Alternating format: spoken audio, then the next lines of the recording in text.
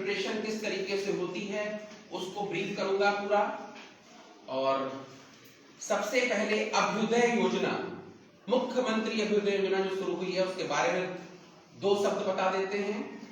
इस योजना का उद्देश्य जो समाज के गरीब बच्चे हैं और प्रतिभावान बच्चे हैं जिनके अंदर टैलेंट तो बहुत है लेकिन मनी क्राइसिस की वजह से वो पढ़ नहीं पा रहे हैं, उनके लिए माननीय मुख्यमंत्री जी ने ये योजना शुरू की है। और इसका उद्देश्य है कि दबी छुपी ग्रामीण इलाकों की प्रतिभा या गरीब प्रतिभा को बाहर निकालना और इंटेलिजेंट लोगों का सामने आना। जब बहुत ज्यादा इंटेलिजेंट लोग सामने आएंगे, सेलेक्टेड ऑफिसर्स बनेंगे, जब आप किसी चीज का स्किल ले लेते हैं और तब आप आगे बढ़ते हैं तो जो काम आप करते हैं वहां पर अपने आप प्रोडक्टिविटी बढ़ जाती है। ठीक है, तो ये योजना इसलिए चलाई जा रही है और आप सब इसका लाभ उठाएं सारे बच्चे और जमकर मेहनत करें। जो पैसे की प्रॉब्लम थी अब वो आड़े नहीं आएगी। बहुत अच्छी faculty, top class faculty plus officers यानी गवर्नमेंट ऑफिसर्स मिलकर आपको पढ़ाएंगे। आज भी आपके दो सेशन होंगे, पहला सेशन मैं ले रहा हूं और नेक्स्ट सेशन एक क्लास 1 अफसर यहां पर आएगा और जो नेक्स्ट सेशन आप कर लेगा। ठीक है, इस बात का ध्यान रखिए। मैं आपको आज ये बताऊंगा, एक कैरियर काउंसलिंग करूंगा आपकी कि आपको यूपीएससी की प्रिपरेशन कैसे करनी है। यूनियन पब्लिक सर्विस कमीशन, यहां पर जो बच्चे बैठे हैं वो यूपीएससी और यूपीपीएससी के लिए बैठे हुए हैं। कितने बच्चे ऐसे हैं जो यूपीएससी के लिए वो हाथ खड़ा कर दें? ठीक, कितने ऐसे बच्चे हैं जो यूपीपीएससी के लिए हाथ खड़ा करते हैं? Very good. इसके अलावा तो यहाँ पर कोई और नहीं बैठा हुआ इस क्लास में। Very good. अच्छा, अब UPSC union public service commission जो प्रोग्राम है आपका वो किस तरीके से होता है, मैं सबसे पहले आपको जो हमारे पास प्री का शेड्यूल आया है उसको पूरा ब्रीफ करूंगा। सबसे पहले प्रीलिम्स एग्जाम होता है। जो प्रीलिम्स एग्जाम होता है इसमें दो पेपर होते हैं। पहला पेपर होता है जीएस का, जनरल स्टडी, और ये 200 मार्क्स का पेपर होता है और इसमें जो है 100 क्वेश्चंस पूछे जाते हैं। इसमें जो माइनस मार्किंग है वो +3 -1 की मार्किंग होती है। इसका मतलब ये हुआ कि यहाँ पर 1/3 नेगेटिव मार्किंग होती है। अगर आप एक क्वेश्चन सही करते हैं तो मान लीजिए आपको 3 नंबर मिलता है और अगर आप एक क्वेश्चन गलत कर देते हैं तो आपके 3 नंबर कट जाते हैं, सॉरी 1 नंबर कट जाता है, यानी +3 -1 की मार्किंग होती है।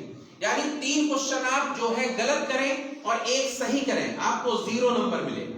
ठीक है, ये माइनस मार्किंग के साथ आपका पहला पेपर होता है जीएस, जनरल स्टडी। अब जीएस में क्या क्या आता है उसको आप समझिए। जनरल स्टडी में सबसे पहले history, geography, Indian constitution, Indian economy, current affairs, still GK, current GK, animal husbandry, climate and control, soil और जनरल साइंस का पेपर होता है।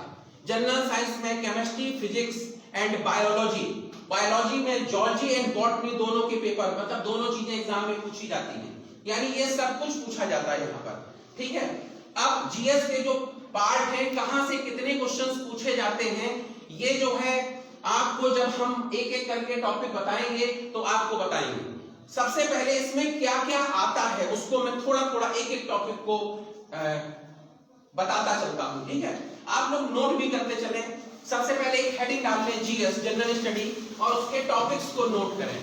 ठीक है, और अगर कोई छूट जाए तो आप बता सकते हैं। नंबर 1 जीएस में लिखिए, number 1 history, number 2 geography, number 3 Indian constitution, next Indian economy,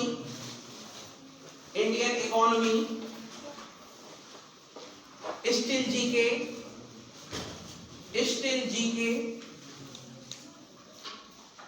current GK, animal husbandry, climate and control and general science. कितने टॉपिक हो गए? फिर से सुनिए, history, geography, Indian constitution, Indian economy, current affair, history GK, current GK, animal husbandry, climate and control, soil छूट गया, note करिए, soil and general science. ठीक है, ये टॉपिक्स आपसे पूछे जाएंगे। मैं एक एक को थोड़ा सा ब्रीफ करूंगा कि किस तरीके से आपसे क्वेश्चंस पूछे जाते हैं और किस ऑर्डर में क्वेश्चंस आते हैं। ठीक है, सबसे पहले हिस्ट्री के 3 पार्ट हैं। पहला है ancient history, medieval history and modern history. आपको यहाँ पर तीनों पार्ट यूपीएससी में पूछे जाते हैं और यूपीपीएससी में भी पूछे जाते हैं। तो जो हिस्ट्री है उसमें एंशिएंट हिस्ट्री और मॉडर्न हिस्ट्री का पार्ट ज्यादा एग्जाम में पूछा जाता है और मिडिवल हिस्ट्री थोड़ी 19-20 कम आती है। इंपॉर्टेंट तीनों ही पार्ट हैं। ऐसा नहीं है कि हर बार ऐसा होगा, कभी कभी कोई चीज दूसरी भी बदल सकती है। जैसे मान लीजिए कोई पेपर सेटर ऐसा है जिसको मिडिवल हिस्ट्री पर ज्यादा अच्छी कमांड है, तो हो सकता है वहां पर वो चीज ज्यादा पूछ ली जाए। ठीक है, तो आपको तीनों पर अपना कमांड करना है। सबसे पहले मैं बता देता हूं, एंशिएंट हिस्ट्री में आपका पहला इंडस वैली सिविलाइजेशन, वैदिक कल्चर से लेकर के और आगे तक आपका पूरा एंशिएंट हिस्ट्री पूछी जाएगी। ठीक है, मिडिवल हिस्ट्री पूरी पूछी जाएगी और मॉडर्न हिस्ट्री पूरी पूछी जाएगी। यानी आपको हिस्ट्री में कमांड अच्छा होना चाहिए। हिस्ट्री दूसरी चीजों से भी आपको आ जाती है। जैसे मान लीजिए अगर आप कोई भी ऑटोबायोग्राफी हम आपको यहाँ पर प्रोजेक्टर पर दिखाएंगे तो वो आपको ऑटोमेटिकली याद हो जाएगी। ठीक है, जैसे मान लीजिए अकबर है तो अकबर का अगर हम पूरा डिटेल यहाँ पर आपको प्रोजेक्टर पर एज ए पिक्चराइजेशन के थ्रू दिखा देंगे तो आपको पूरा याद हो जाएगा। ठीक है, तो आसान सब्जेक्ट है लेकिन बड़ा है, बहुत बड़ा है, इसलिए टाइम टेकिंग है, समय बहुत ज्यादा लगता है हिस्ट्री को पढ़ने में। ठीक है, और समय तो आपको देना पड़ेगा क्योंकि पढ़ाई का कोई शॉर्टकट नहीं होता। ठीक है, तो वो आपको पूरा टाइम देना पड़ेगा। नेक्स्ट, हिस्ट्री के बाद सेकंड है ज्योग्राफी। तो ज्योग्राफी में बहुत इंपॉर्टेंट टॉपिक है, ज्यादा क्वेश्चंस पूछे जा रहे हैं और यहाँ पर जो है आपका लिथोस्फीयर, एटमॉस्फेयर, हाइड्रोस्फीयर और जो दूसरे और टॉपिक्स हैं, यहाँ पर बहुत सारी चीजें और पूछी जाती हैं। यहाँ पर ह्यूमन से रिलेटेड चीजें भी पूछी जाती हैं, आपका पॉपुलेशन से भी रिलेटेड चीजें पूछी जाती हैं। तो ज्योग्राफी बहुत इंपॉर्टेंट टॉपिक है और ज्योग्राफी वैसे भी इंपॉर्टेंट है। ज्योग्राफी आप कहीं भी जाते हैं तो आपको वहां का भौगोलिक सिस्टम आपको पूरा पता होना चाहिए। ठीक है, तो यहाँ पर सन फैमिली, सूर्य और उसके जो फैमिली है वहां से क्वेश्चंस आते हैं। तो सन एंड सन फैमिली में सन, उसके बाद जो उसके लाइन से सारे प्लैनेट्स हैं, जैसे मरकरी है, वीनस है, अर्थ है, ठीक है, मार्स है, जुपिटर है, सैटर्न है, यूरेनस है, नेपच्यून है और इस तरीके से जो आगे हैं प्लूटो को हटा दिया गया है। तो ये सारे इनसे रिलेटेड सारे question son and son family से, प्लस किसके पास कितने सैटेलाइट हैं, किस पर कौन सा कंटेंट्स है, यानी कहां पर जो है हाइड्रोजन ज्यादा है, कहां पर कोई दूसरी गैसेस ज्यादा है, ये सब आपको बहुत डिटेल में पढ़ना होता है। हाइड्रोस्फीयर से क्वेश्चन आएंगे, लिथोस्फीयर से क्वेश्चन आएंगे और बहुत सारी चीजें और हैं जहां से क्वेश्चंस पूछे जाएंगे। प्लस वर्ल्ड ज्योग्राफी भी पूरी पूछी जाती है, वहां से भी रिलेटेड क्वेश्चंस आते हैं। तो ये सारा आपसे पूछा जाएगा। अब आगे बढ़ते हैं हम लोग, हिस्ट्री ज्योग्राफी। इंडियन कॉन्स्टिट्यूशन है, इंडियन कॉन्स्टिट्यूशन को आप अच्छे से समझ सकते हैं। इंडियन कॉन्स्टिट्यूशन एक बड़ा विषय है, इसमें पूरा 1 to जितने भी अभी तक आर्टिकल्स हैं वो सारे आर्टिकल्स से क्वेश्चंस यहाँ पर आते हैं।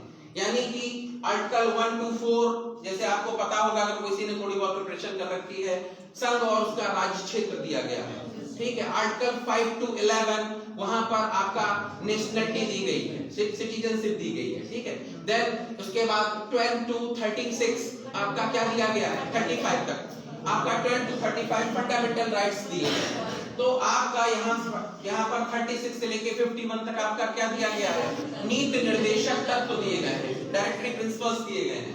51A में क्या दिया गया है, फंडामेंटल ड्यूटी दी गई है। तो फंडामेंटल ड्यूटीज आपकी क्या है, यानी देश के प्रति आपकी क्या ड्यूटीज हैं, ये है फंडामेंटल ड्यूटी। अगर आपको गवर्नमेंट ऑफ इंडिया, भारत सरकार फंडामेंटल आपको चीजें दे रही है, जैसे मान लीजिए आपके मौलिक कर्तव्य हैं जिनको वो डिस्टर्ब नहीं करती, आपको इतने चीजें दे रही है, तो आपकी भी तो कुछ ड्यूटी बनती है देश के प्रति। तो जो आपकी ड्यूटीज है उसको फंडामेंटल ड्यूटी में रखा गया है कि आप देश के लिए क्या सोचें, क्या करें, कैसे करें, देश को अपना समझें। वो भी मैं पूरा जब पढ़ाऊंगा तब पूरा ब्रीफ करूंगा। तो ये सारी चीजें आपकी दी गई, फंडामेंटल ड्यूटी दी गई, ठीक है। इसी तरीके से आपका उसके आगे बढ़ते चले जाएंगे तो 63 से लेकर के 51 से लेकर के 52 से लेकर के 62 तक इंडियन प्रेसिडेंट दिया गया, यानी भारत का राष्ट्रपति, और राष्ट्रपति के पावर्स दिए गए। तो ऐसे ही आपका पूरा कॉन्स्टिट्यूशन है। जैसे हम आपको टिक पर बताते चले जा रहे हैं, आप भी आज से जब पढ़ेंगे तो आपको ये चीजें पूरी तैयार हो जाएंगी और आप उसको कर सकेंगे। तो ये पूरा जो है सिस्टम, यहाँ से क्वेश्चंस आते हैं, इसके बाद क्वेश्चंस पूछे जाते हैं। देन इनके इंटरनल क्वेश्चंस, जैसे मान लीजिए लोकसभा से, राज्यसभा से, राज्य विधानसभा से, राज्य विधान परिषद से, जुडिशरी से, ठीक है। इसके बाद जितने भी हमारे जो बॉडीज दूसरी गवर्नमेंट ऑफ इंडिया ने बना रखी हैं उनसे, जैसे संघ लोक सेवा आयोग है, ठीक है, आप जानते होंगे, उसी की प्रिपरेशन हो रही, यूपीएससी बोलते हैं। देन उसके बाद आपका निर्वाचन आयोग है, या जो दूसरी चीजें हैं उन सब के जो है वहां से क्वेश्चंस आपसे पूछे जाते हैं। और इसके बाद क्या हुआ, इंडियन कॉन्स्टिट्यूशन के बाद क्या दिया गया है मैम, इकोनॉमी इस समय का शायद सबसे इंपॉर्टेंट टॉपिक है। इस समय सबसे ज्यादा क्वेश्चन इकोनॉमी से पूछे जाते हैं। और आप लोगों ने एक चीज गौर की होगी, जब इकोनॉमी से क्वेश्चन आते हैं तो आप शायद समझ भी नहीं पाते हैं कि ये क्वेश्चन पूछ क्या रहा है। सबसे बड़ी प्रॉब्लम व्यक्तियों को यहीं पर है। जैसे आप हिस्ट्री में आप क्वेश्चन आया, आप कर पाए या ना कर पाए, कम से कम समझ में आता है कि क्या पूछा जा रहा है, ठीक है। ज्योग्राफी से क्वेश्चन आता है, आप पढ़ते हैं तो आपको समझ में आता है, आप कर पाए या ना कर पाए, समझ में आता है। लेकिन इकोनॉमी से जब क्वेश्चन पूछा जाता है तो ज्यादातर लोगों को ये प्रॉब्लम होती है इकोनॉमिक्स से जब कोई चीज आती है कि वो यही नहीं समझ पा रहे कि पूछ क्या रहा है। और सबसे ज्यादा इस समय जो पार्ट है वो वहां पर है। तो इकोनॉमी में आपको जो क्वेश्चंस पूछे जाते हैं बहुत सिंपल तरीके से अगर आप पढ़ना शुरू करेंगे धीरे धीरे तो आपको समझ में आना जाएगा। जैसे मैं एक कंसेप्ट इकोनॉमी में आपको बताता हूँ, हर किसी के पास रुपया जो भारत सरकार चलाती है वो होगा, ठीक है। तो आपको याद होगा माननीय मोदी जी ने, हमारे प्रधानमंत्री जी ने जो है एक बार जो है नोटबंदी की थी, डीमोनेटाइजेशन किया था। तो डीमोनेटाइजेशन में शाम को 8 बजे माननीय मोदी जी आए और उन्होंने कहा कि कल से 1000 और 500 के लोग जो नोट हैं वो लीगल टेंडर नहीं रहेंगे, ठीक है। देन उसके बाद एक टाइम सीमा दी गई जिसमें आप उनको इंटरचेंज कर सकते थे, ठीक है। अब अगर आपको आज की डेट में कोई 500 का पुराना नोट देता है तो क्या आप उसको लेंगे, क्या आप उसको एक्सचेंज करेंगे, क्या उसके बदले में आप कोई चीज देंगे? नहीं देंगे। क्यों नहीं देंगे? क्योंकि वो वैल्यू खत्म हो चुकी है, उसकी वैल्यू खत्म हो चुकी है। उसकी वैल्यू सिर्फ उतनी ही है जो घर से हम पेपर्स की रद्दी जो घर से निकलती है हमारी पुरानी, और उसको जब हम कबाड़ी वाले को बेचते हैं तो वो मान लीजिए 5 रुपए 10 रुपए किलो का भाव देता है, उसी भाव वो नोट बिक सकता है। समझने की इस बात को हम इससे क्या समझाना चाहते हैं, हम ये नहीं कह रहे कि नोट इस भाव बिकेगा, हम ये कह रहे हैं कि अगर वो नोट किसी के पास पुराना पड़ा है तो आज वो रद्दी हो चुका है, यानी वो बिल्कुल वैल्यूलेस है, उसकी वैल्यू उतनी है जितनी एक पुराने कागज की वैल्यू होती है। तो जो अगर नोट है, कोई करेंसी है कोई और वो चल रही है तो वो किसके विश्वास पर चल रही है? गवर्नमेंट ऑफ इंडिया के विश्वास पर चल रही है। और गवर्नमेंट ऑफ इंडिया का ये विश्वास कौन लेता है?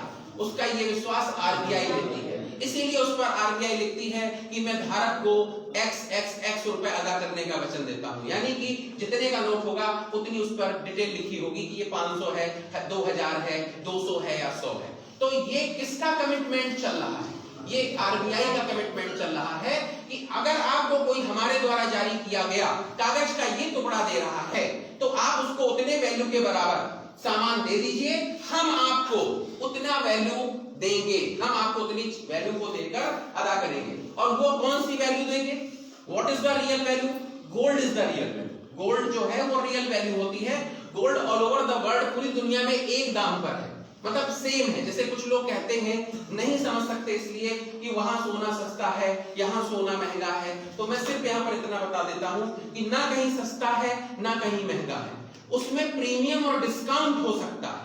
कि किसी देश में, जैसे हमारे देश में गोल्ड की फिजिकल बाइंग ज्यादा है, हमारे देश में गोल्ड की फिजिकल बाइंग ज्यादा होने की वजह से क्या होता है, यहाँ पर गोल्ड थोड़ा प्रीमियम पर रहता है। जिन देशों में फिजिकल बाइंग नहीं है वहां पर गोल्ड थोड़ा डिस्काउंट पर रहता है, बाकी उसकी वैल्यू जो है इंटरनेशनल वैल्यू वो लगभग हर देश में 19-20 करके बराबर ही है। तो वो चूंकि रियल वैल्यू है, वो कौन सी वैल्यू है?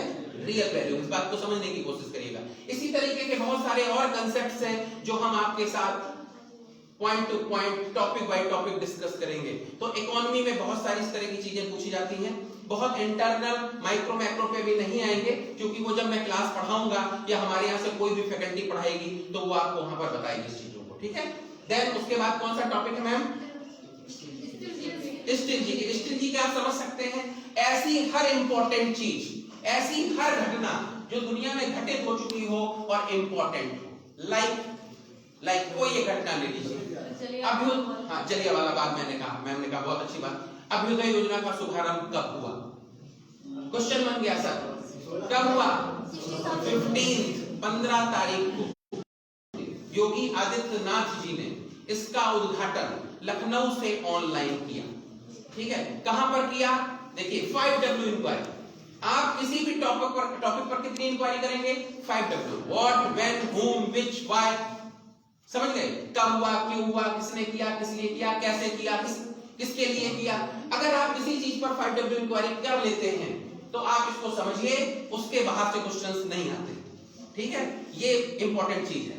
तो आपका स्टिल जीके जो कुछ घटित हो चुका है और जो आपको इंपॉर्टेंट लगता है, जो यूपीएससी को इंपॉर्टेंट लगता है, जो यूपीपीएससी को इंपॉर्टेंट लगता है, वो समय समय पे उस तरह के क्वेश्चंस पूछे जाते रहते हैं, ठीक है। पूछा जा सकता है कि डिमोनेटाइजेशन कब हुआ, किसने किया, किस सरकार की योजना थी, क्यों किया गया, इसके पीछे उद्देश्य क्या था। तो कोई भी इस तरह का क्वेश्चन आपसे पूछा जा सकता है, समझ ले। तो मैं एक एग्जांपल दे रहा हूं। तो स्टिल जी के यही सब होती है, जो स्टिल है, जो घट गया स्टिल है, वो आपसे पूछा जाएगा। देन मैं उसके बाद कौन सा टॉपिक है? Current GK. तो करंट जीके में क्या पूछा जाता है उसको समझिए। करंट जीके में जो चल रहा है, जो घटित हो रहा है, यानी विद इन 6 मंथ जो चीजें हो रही हैं वो सारी आपसे पूछी जाएगी। तो ये करंट और स्टिल जीके का एक बड़ा पार्ट है जो यूपीएससी में आता है। ये इस बात को भी बताता है कि आप पढ़ाई के अलावा कितनी दूसरी नॉलेज रखते हैं, यानी कौन कौन सी ऐसी नॉलेज है जो आप आप पूरे वर्ल्ड के बारे में समझते हैं, जानते हैं, आपकी नॉलेज कितनी है। क्योंकि ऐसा व्यक्ति जो सब कुछ जानने की कोशिश करता है, वो जो हर चीज जानता है, वो इंटेलिजेंट होता है। और गवर्नमेंट को किस तरह का व्यक्ति चाहिए प्रशासन चलाने के लिए? एक इंपॉर्टेंट व्यक्ति चाहिए, एक स्मार्ट व्यक्ति चाहिए, एक एक्टिव व्यक्ति चाहिए, एक इंटेलिजेंट व्यक्ति चाहिए, ठीक है। ये ऑनलाइन चल रहा सर, आप लोग अभी उधर ही रहें, इसको वहीं पर ओपन करें और यहां पर लगा सेशन लाइव हो रहा है, यहीं पे ओपन करके ले आइए, यहां पर लगा दीजिए, ठीक है। सॉरी डिस्टर्ब के लिए सॉरी। आगे कंटिन्यू करेंगे।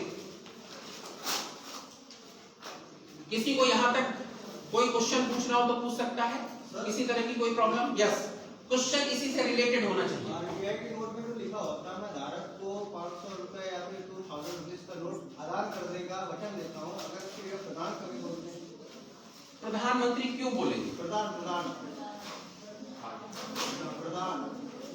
नहीं तो लैंग्वेज प्रधान, तो पूरी लैंग्वेज बदल जाएगी, तो पूरी लैंग्वेज बदल जाएगी बेटा।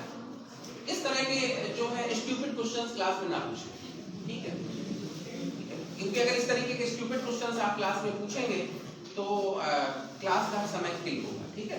क्वेश्चन ऐसा पूछें जो वास्तव में लॉजिकली हो, जिसका जवाब देने में अच्छा लगे और जो आपके मतलब का, ठीक है। क्योंकि एक बड़ी स्ट्रेंथ क्लास में बैठी हुई है, तो इस तरह के क्वेश्चन मत पूछें कि प्रदान करें या दे दें या गिफ्ट कर दें या ऐसा लिखा हो वैसा लिखा हो, ठीक है।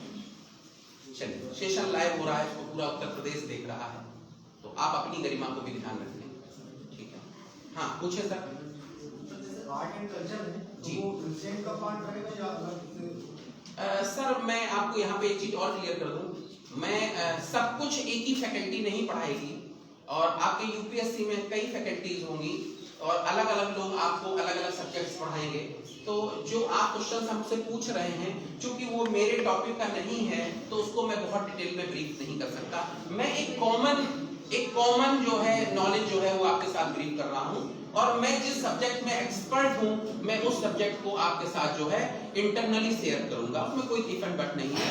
जब आपकी क्लासेस शुरू हुई हैं तो आपको हर पॉइंट को बहुत अच्छे से बताया जाएगा। आपके पढ़ाई का सबसे इंपॉर्टेंट पार्ट ये है कि डाउट्स नहीं रहने चाहिए। दुनिया में इतनी सारी किताबें मौजूद हैं, आप उसको पढ़ सकते हैं और हर कोई पढ़ सकता है, लेकिन कोई भी सेशन आप इसलिए देते हैं, किसी टीचर से इसलिए पढ़ने जाते हैं क्योंकि वो टीचर उस टॉपिक का एक्सपर्ट होता है। तो जो आपके मन में किसी तरह की कोई समस्या है, किसी तरह की कोई प्रॉब्लम है, तो वो बहुत इजीली तौर पर उसको बता देता है। ठीक है, तो ये है बेसिक चीज। तो आपको जो भी सब्जेक्ट एक्सपर्ट होंगे वो आपके सब्जेक्ट से रिलेटेड आपके सारे क्वेश्चंस के जवाब देंगे। ठीक है, इसको ध्यान रखिए। और एक व्यक्ति हर चीज का एक्सपर्ट नहीं हो सकता। जैसे एक एग्जांपल मैं शेयर कर देता हूं टॉपिक के बीच में। जैसे बच्चे कभी कभी ये पूछते हैं कि आपने जो है आप आईएएस के लिए पढ़ाते हैं तो खुद क्यों नहीं आईएएस बन गए, आप यूपीएससी के लिए पढ़ाते हैं यूपीएससी के लिए कराते हैं, आपने क्यों नहीं कर लिया। तो मैं यहाँ पर एक बात बताना चाहूंगा कि स्टूडेंट ऑलवेज टीचर से बहुत ज्यादा स्मार्ट होता है। ठीक है, मेरी बात समझिए। टीचर एक टॉपिक का एक्सपर्ट हो सकता है, टीचर एक टॉपिक का एक्सपर्ट हो सकता है। वो हिस्ट्री का हो सकता है, वो ज्योग्राफी का हो सकता है, वो इंडियन कॉन्स्टिट्यूशन का हो सकता है, वो इंडियन इकोनॉमी का हो सकता है, वो सोशियोलॉजी का हो सकता है, वो आपका जो है सीसेट में कोई दूसरा सब्जेक्ट हो गया, मैथ्स का हो सकता है, रीजनिंग का हो सकता है, या 1 2 3 4 सब्जेक्ट का हो सकता है। वो हर चीज का एक्सपर्ट नहीं है। अगर वो हर चीज का एक्सपर्ट होता तो वो भी आईएएस होता। तो जब आप प्रिपरेशन करेंगे तो आपको हर चीज का एक्सपर्ट बनना होगा। ठीक है, जब आप हर चीज में एक्सपर्ट हो जाएंगे तो आपका यूपीएससी, यूपीपीएससी या जो भी एग्जाम आप देंगे वो निकलेगा और तब आप वहां पर पहुंचेंगे, किसी भी अखिल भारतीय सेवा को ज्वाइन करेंगे। ठीक है, तो जैसे मैं आपके सामने आज प्रेजेंट हुआ हूं तो मैं किसी सब्जेक्ट का एक्सपर्ट हूं, उस सब्जेक्ट को आपको पढ़ाऊंगा। हर सब्जेक्ट का मैं एक्सपर्ट नहीं हूं, क्योंकि अगर मैं हर सब्जेक्ट का एक्सपर्ट होता तो यहां पर ना होता और कहीं और होता। ठीक है, तो टीचर जो है पदवी बड़ी दी गई है। ठीक है, टीचर टीच करता है हर चीज को और सही मार्गदर्शन देता है और वो वे बताता है जिस वे से आप सेलेक्ट हो सकते हैं, इजिली हो सकते हैं। कोई भी रास्ता आपको अगर अननोन किसी शहर में जाते हैं और आपको एक्स प्लेस से वाई प्लेस जाना हो तो आपको नहीं मालूम है कैसे जाना है। हो सकता है आप एक डिस्प्लेसमेंट चेंज कर लें और हो सकता है डिस्प्लेसमेंट चेंज ना करके आप डिस्टेंस चेंज करें। लाइक एक एग्जांपल देते हैं, एक प्लेस एक्स है और एक प्लेस वाई है। एक्स से वाई जाना है तो ये क्या हो गया, डिस्प्लेसमेंट हो गया। अब हम एक्स से वाई जाएं, फिर वाई से कहीं और जाएं, फिर यहां से कहीं और जाएं, फिर यहां से कहीं और आ जाएं, फिर यहां से यहां पहुंचे, तो ये डिस्टेंस हो गई। तो टीचर क्या करता है इसको समझ लीजिए। टीचर आपको डिस्प्लेसमेंट चेंज कराता है, डिस्टेंस नहीं कराता है। जब आप पर्सनल प्रिपरेशन करते हैं, सेल्फ स्टडी करते हैं, बिना किसी के गाइडलाइन में करते हैं, तो हो सकता है 99% आप डिस्टेंस चेंज करें, डिस्प्लेसमेंट चेंज करें, लेकिन हो सकता है कहीं भटक जाएं और आप डिस्टेंस चेंज करने लगे डिस्प्लेसमेंट की जगह। ये एक बेसिक अंतर है और कोई अंतर नहीं है। टीचर सिर्फ इसलिए है, बाकी सब कुछ मौजूद है और आप आराम से पढ़ सकते हैं। कोई भी चीज करना मतलब इम्पॉसिबल नहीं है। Everything is possible for human being. इंसान ही सब कुछ कर रहा है इस अर्थ पर, कोई दूसरा एलियंस करने नहीं आता। तो अगर आपने सपना देखा है खुली आंखों से, हमारा कोचिंग का स्लोगन ही यही है कि हम साकार करते हैं वो सभी सपने जो खुली आंखों से देखे जाते हैं। ठीक है, तो अगर आप खुली आंखों से कोई सपना देख रहे हैं तो आप ये समझ लीजिए वो पूरा होगा, लेकिन एफर्ट भी उसी के बराबर करनी है। ठीक है, अभी हम इस पॉइंट पर, इस काउंसलिंग पर थोड़ा देर में आएंगे। पहले हम अपने टॉपिक को पूरा कर दें प्रीलिम्स के। मैं उसके बाद क्या है, एनिमल हस्बेंड्री आप लोग समझ सकते हैं। एनिमल हस्बेंड्री जो है उसमें आपका जो है पशुपालन विभाग से संबंधित जो क्वेश्चन होते हैं, पशुपालन से एनिमल हस्बेंड्री से वो पूछे जाते हैं। बहुत छोटा सा टॉपिक होता है और वो जो है आपको कोई एक एमबीएससी किया हुआ डॉक्टर जो वेटनरी साइंस में जिसने किया हो और वो आपको उस तरह के क्लासेस देगा, वो उसको बहुत डिटेल में आपको ब्रीफ करेगा। मैं एनिमल हस्बेंड्री के बारे में बहुत ज्यादा नहीं जानता, इसके लिए आपको बहुत डिटेल में नहीं बता पाऊंगा। ठीक है, आगे हम लोग बढ़ते हैं। नेक्स्ट पॉइंट कौन सा है मैम? Climate and control. ये बहुत इंपॉर्टेंट चीज है और इस समय दुनिया के लिए एक बहुत बड़ा समस्या बनी हुई है। जैसे आप देखिए ग्लोबल वार्मिंग चल रही है, बहुत सारे दुनिया में सेमिनार्स हो रहे हैं जो क्लाइमेट एंड कंट्रोल के लिए हैं और क्लाइमेट कंट्रोल करते हैं, कराने के लिए बहुत सारे राय दे रहे हैं। जैसे अभी आपने देखा कि अभी एक पेंडेमिक आया हमारे बीच में जिसको कोरोना कहा गया, इतना बड़ा डिजास्टर था, ठीक है, इसको डिजास्टर ही बोलेंगे, हमारे हिसाब से गलत नहीं होगा।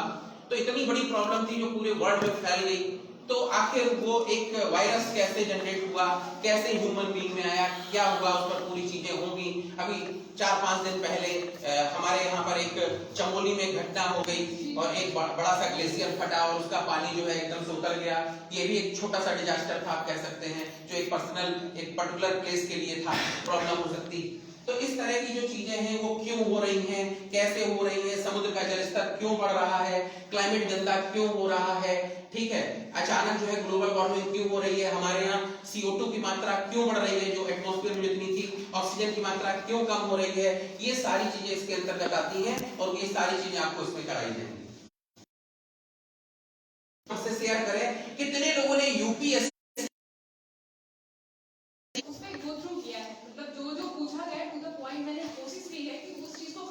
वेरी गुड जैसे कि हिस्ट्री में जैसे कि सर आपने बताया कि हिस्ट्री में इंडस वैली सिविलाइजेशन वगैरह आता है जी जी, और जो एंशिएंट मेडिवल मॉडर्न हिस्ट्री है, इसमें मैंने जब काफी जैसे टॉपर्स के मैंने देखे हैं और उनका पॉइंट ऑफ व्यू देखने के बाद मैंने इसमें कमांड करने के लिए कोशिश की है कि मैं इसमें कौन कौन चीजों पे जा सकती हूँ। तो जैसे मैंने कवर करने के लिए NCERTs पढ़ी हैं, 6, 7, 8 की बेसिक मैंने प्रीलिम्स के लिए तैयारी करने के लिए कोशिश की। किसी भी प्रिपरेशन के लिए सबसे बेसिक पार्ट आपको NCERT प्रिपेयर करनी पड़ेगी, इसको आप मान लीजिए, बहुत अच्छी बात है।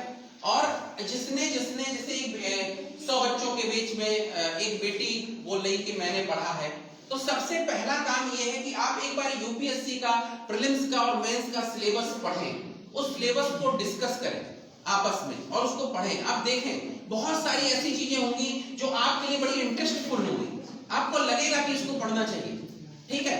और पढ़ाई बहुत इंटरेस्टिंग है और पढ़ाई के साथ एक चीज है कि जब आप पढ़ना शुरू करते हैं तो शुरू में हो सकता है दिक्कत आए, क्योंकि दवा कड़वी होती है और वही फायदा करती है, आपको पता होगा। तो कड़वी दवा ही फायदा करती है, तो शुरू में दिक्कतें आती हैं, लेकिन जब एक बार आपका पढ़ने का रिदम बन जाता है तो आपको पढ़ने में मजा आने लगता है। तो हमें तो पढ़ाई से आसान कोई काम इसलिए नहीं लगता कि आप आराम से बैठ जाइए एक जगह पर और जम के पढ़ाई करना शुरू कर दीजिए, आपके घर वाले भी डिस्टर्ब नहीं करेंगे, कोई डिस्टर्ब नहीं करेगा, ठीक है। तो डिस्ट्रैक्ट मत होइए पढ़ाई से। और डिस्ट्रैक्ट करने के लिए बड़ी प्रॉब्लम जो आप लोग हर लोग अपने साथ लेकर चलते हो वो है आपका एक फोन। तो फोन का यूज करें, मिस यूज ना करें, उसका क्या करें, यूज करें, मिस यूज ना करें। जिनको उसकी हैबिट पड़ी हुई है 24 आवर देखने की, ये बड़ी प्रॉब्लम वाली बात है, ठीक है। तो सबसे पहले आप उसको पढ़ें, उसका यूज बहुत ज्यादा है, उसका यूज बहुत ज्यादा है, मिसयूज थोड़ा सा है, लेकिन हमारा जो दिमाग है उसकी जो प्रोग्रामिंग है वो कुछ इस तरह से होती है, वो हर इजी चीज को जो है ऑप्ट करता है, ठीक है। कोई भी जो इजी होगी, जैसे आपसे कहा जाए कि आप पढ़ाई करो या सो जाओ, एक ऑप्शन चुनो, तो आप सोने का ऑप्शन चुनेंगे, पढ़ने का नहीं चुनेंगे, ठीक है। आपसे कोई 2 प्रोग्राम दिए जाए, एक बहुत आसान हो, एक बहुत टफ हो, और आपसे कहा जाए इसमें एक चीज चुनो, तो आप इजी वाला चुनोगे। ये हमारा माइंड का सेट होता है, माइंड सेट इस तरीके से रहता है, तो इस चीज को आप ध्यान रखिए। तो हर जगह इजी चीज ऑप्ट नहीं की जाती, कुछ बड़ा पाने के लिए कुछ बड़ा करना भी पड़ेगा, ठीक है। मैं यहाँ पर थोड़ा सा इसको आगे करते हुए बीच में आपको चीजें बताता चल रहा हूँ, उसको मैं और एक क्लियर कर दूं। आप सब अच्छा पढ़ने के लिए कुछ चीजों को समझें और पढ़ाई कैसे करनी है उसके लिए सबसे पहली चीज आप इसको समझिए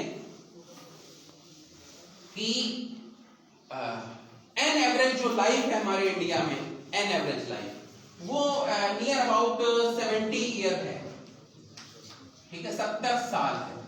फर्स्ट 20 ईयर जो होते हैं, फर्स्ट 20 ईयर ये जो होते हैं, ये आप डिपेंडेंट होते हैं माँ बाप पर और अपनी बेसिक पढ़ाई पढ़ रहे होते हैं, ठीक है, ग्रेजुएशन तक आप पढ़ते हैं। देन उसके बाद आप काबिल हो जाते हैं अपने पैरों पर खड़े होने के लिए, और लास्ट जो 20 ईयर होते हैं, यानी आफ्टर 50 का टाइम, वो आप कुछ नया क्रिएट नहीं कर सकते, जो भी चल रहा है उसको बहुत अच्छे से चला सकते हैं, जो चल रहा है उसको बहुत अच्छे से चला सकते हैं। जॉब है तो जॉब को चला सकते हैं, कोई बिजनेस कर रहे हैं तो उसको चला सकते हैं, यानी जो कर रहे हैं उसी को कंटिन्यू कर सकते हैं। कुछ नया करने के लिए थोड़ा सा ये समय नहीं होता है, ये आप समझ सकते हो। व्यक्ति थोड़ा बुजुर्गियत की तरफ बढ़ने लगता है, यानी जो अगर इस टाइम पीरियड को उसमें से घटा दिया जाएगा तो जो टाइम बचता है वो 30 ईयर बचता है। और ये क्रिएटिव टाइम है। ये कौन सा टाइम है? क्रिएटिव टाइम है। क्रिएटिव टाइम का मतलब जो है, इसको समझने की कोशिश करिएगा। इसी टाइम में मेहनत करके व्यक्ति बड़े से बड़ी पोस्ट पर जाता है, बड़े से बड़ा आदमी बन जाता है। इसी समय में मेहनत करके व्यक्ति पद्मश्री प्राप्त करता है, पद्म विभूषण प्राप्त करता है। इसी टाइम में काम करके व्यक्ति भारत रत्न प्राप्त करता है। अब आप सबका शुरू हो चुका है। इसका मतलब यह है कि आपके पास समय बर्बाद करने के लिए बिल्कुल नहीं है। एक एक सांस आपको गिनकर मिली है, आप चाहे तो उसको कैलकुलेट कर सकते हैं। यानी 1 मिनट में आप कितनी सांस लेते हैं? 16 to 15 to 16 टाइम्स, 15 से 16 बार सांस लेते हैं। तो 1 मिनट में अगर इतना, तो 1 आवर में इंटू 60, 1 आवर में इंटू 60, 1 डे में इंटू 24, 1 ईयर में इंटू 365, समझ रहे हैं कि नहीं? तो 70 ईयर में इंटू 70 कैलकुलेटेड होंगी, कैलकुलेट कर लीजिएगा घर पर जाकर। यानी सांस तक गिनकर मिली हुई। तो हम कैसे टाइम को बर्बाद कर सकते हैं? इसलिए अगर आपने सही यूज कर लिया, सही यूटिलाइजेशन कर लिया टाइम का, तो आप ये मान लीजिए कोई भी चीज आपको तुरंत प्राप्त हो जाएगी, जो चाहिए वो मिलेगा। और एक दिन अगर आप 5 से 6 घंटे बैठ के मन लगा के पढ़ लें, तो आप इस चीज को गौर करेंगे, इस चीज को आप गौर करेंगे कि जैसे आप मेहनत से 5 घंटे पढ़ेंगे, आपका कॉन्फिडेंस लेवल एक दिन में बढ़ जाता है। आपको लगता है मेरी 3 तो प्रिपरेशन हो गई, ये तो बड़ा आसान है। तो जब एक दिन पढ़ के इतनी प्रिपरेशन हो सकती है, तो अगर आप 365 दिन पढ़ लेते हैं तो किसी भी एग्जाम को निकाल सकते हैं। यहां पर मैं एक चीज और कहना चाहूंगा, आप सब बच्चों ने अपना हाई स्कूल का एग्जाम दिया होगा, इंटर का पेपर दिया होगा 10+2 का। तो जब आप एग्जामिनेशन देते हो तो साल भर आपकी पढ़ाई का रिदम क्या होता है, उसको आप मन में सोचो। और जब कोई पेपर सामने होता है, अगले दिन सुबह होना होता है, तो उस समय आपका रिदम क्या होता है।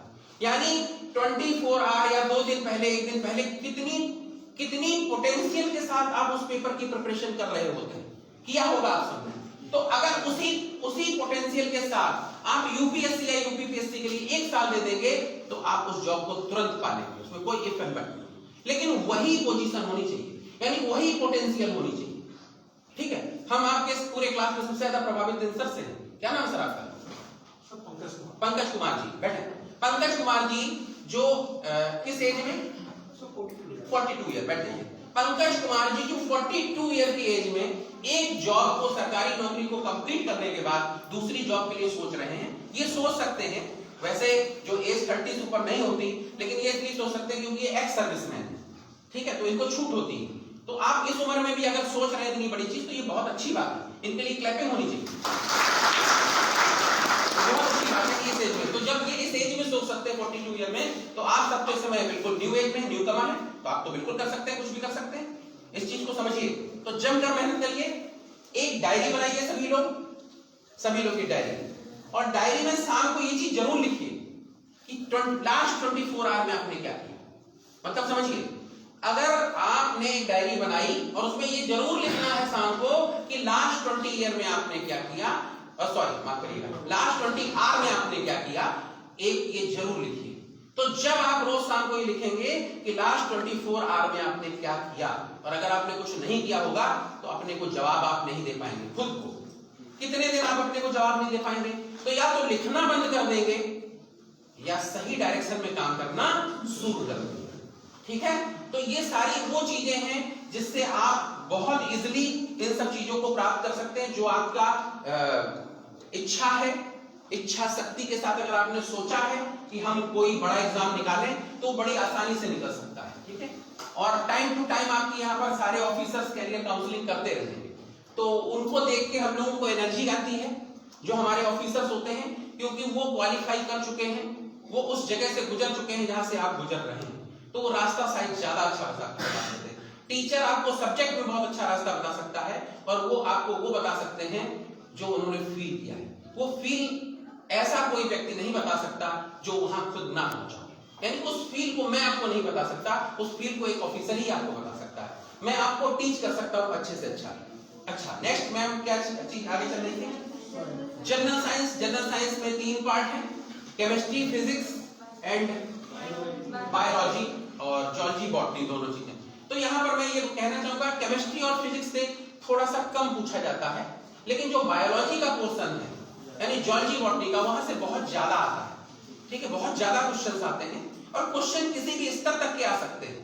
मैंने कई बार पेपर पढ़े हैं, उसमें एक बार पूछा गया क्रायोजेनिक इंजन का यूज कहां पर होता है, एक बार पूछा गया बाइनोकुलर विजन कहां पर होता है, किसके अंदर पाया जाता है, और जिसके अंदर पाया जाता है उसको यूज किस जगह पर किया जाता है। तो क्वेश्चन कितना भी इंटरनल हो सकता है, यूपीएससी में कहीं से भी कुछ पूछा जा सकता है। इसलिए कोई भी चीज जो पढ़ेंगे वो बहुत मन से पढ़ेंगे, बहुत डिटेल में पढ़ेंगे, बहुत अच्छे से पढ़ेंगे, ताकि आपको बहुत लॉन्ग टर्म तक वो चीज याद रहे। और यहाँ पे एक चीज और बता दें, आपको कोई चीज रटनी नहीं होती। जब आप किसी चीज को पढ़ेंगे तो कैसे पढ़ेंगे, जैसे मान लीजिए आपने कोई चैप्टर पढ़ा, मान लीजिए आपने बॉटनी के लिए कोई चैप्टर पढ़ा, जूलॉजी के लिए कोई चैप्टर पढ़ा, तो आज आपने उसको बहुत मन से एक चैप्टर को पढ़ा, ठीक, उसके 3 से 4 दिन बाद आपने दोबारा उस चैप्टर को पढ़ा, ठीक है, उसके बाद हफ्ते 10 दिन बाद फिर पढ़ा।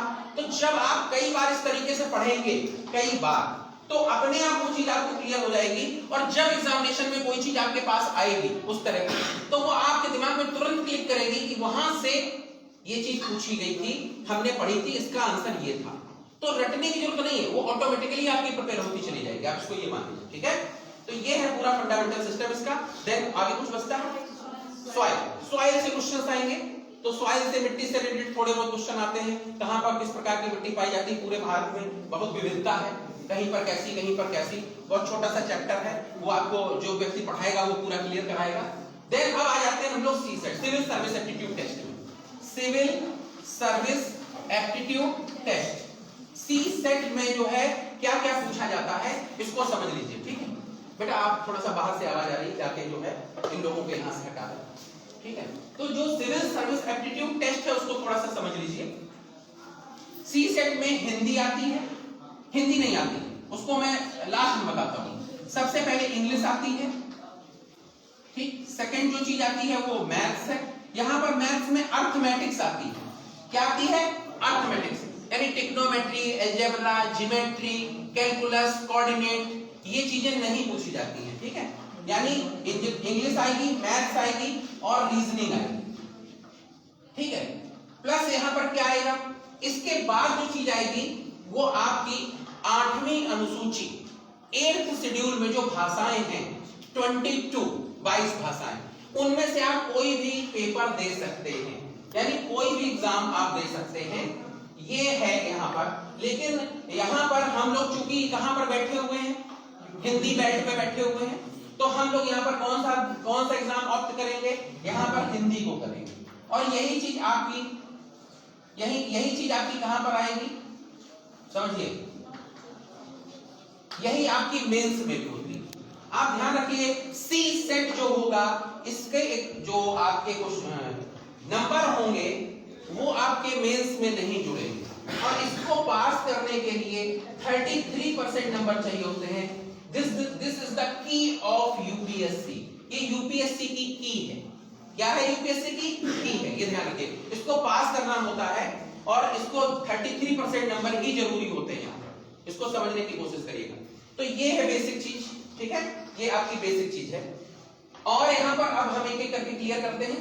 इंग्लिश में पूरी इंग्लिश ग्रामर आएगी, मैथ्स में पूरी अर्थमेटिक्स आएगी, percentage, profit and loss, simple interest, compound interest, mensuration, problem based on train, steamer and boats, work and time, speed and time, average, age, alligation, number system, surds, ये सारा आपसे पूछा जाएगा। इसमें से कितने लोग ऐसे हैं जो जिनका ग्रेजुएशन कंप्लीट नहीं करते? आप सब लोग बाहर जाइए। ये कोचिंग जो आज चलाई जा रही है, ये कोचिंग उन लोगों के लिए है जो आईएएस और पीसीएस का एग्जाम देना चाहते हैं। एक मिनट बेटा, जो आदेश हैं और जो ऊपर से गाइडेंस अपेयरिंग वाले दे सकते हैं, आईएएस दे सकते हैं, लास्ट ईयर वाले, लास्ट ईयर जो 3rd ईयर अपेयरिंग वाले होते हैं। चलिए इस पर अभी डिसाइड करा लेंगे आज, तो इस बात से बात करें। ठीक। और 3rd ईयर के अलावा कौन कौन लोग हैं? जो 2nd ईयर और 1st ईयर के लोग को हाथ खड़ा करते हैं ऊपर, अब फर्स्ट ईयर वाले क्या करेंगे?